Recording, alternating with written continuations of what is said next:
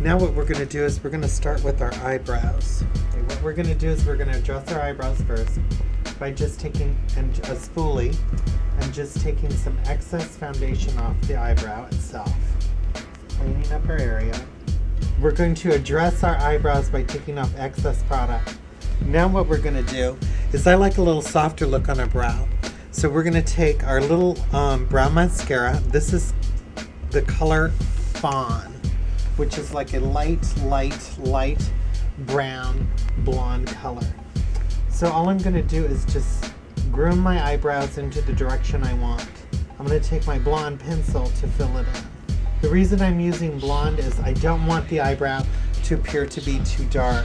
What I want it to do is I want my eyes to be the main focus. When you see this gal in her white dress in about an hour or so, she is going to look absolutely stunning. Because the first thing you're going to focus on is how beautiful her skin looks and then how fabulous her eyes are. Take a blonde brow pencil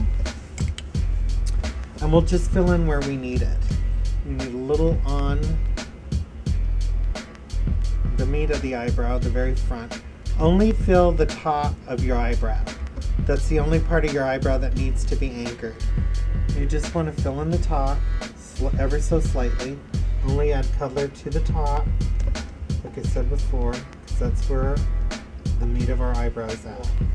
What I'm going to do is have my model close her eyes, and then what I'm going to do is slightly blend in the primer shadow that I put on.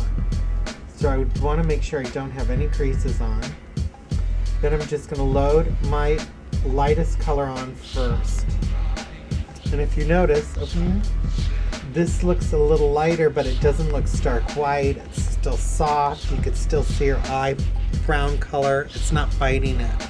So it's afraid of the little white. It might be a little too stark. Same procedure. You just want to load your color up on the lid itself. Go all the way up to the brow. Then just take your brush and just blend away. Just take a little more product, a smaller brush, angle brush. We're going to load it just on the angle tip itself, the top of the brush. I'm going to place this product just right directly on the lash line and on the lid. I'm just going to make sure I work it in and I'm going to leave it. I want to make sure on this case that I build for this particular shade.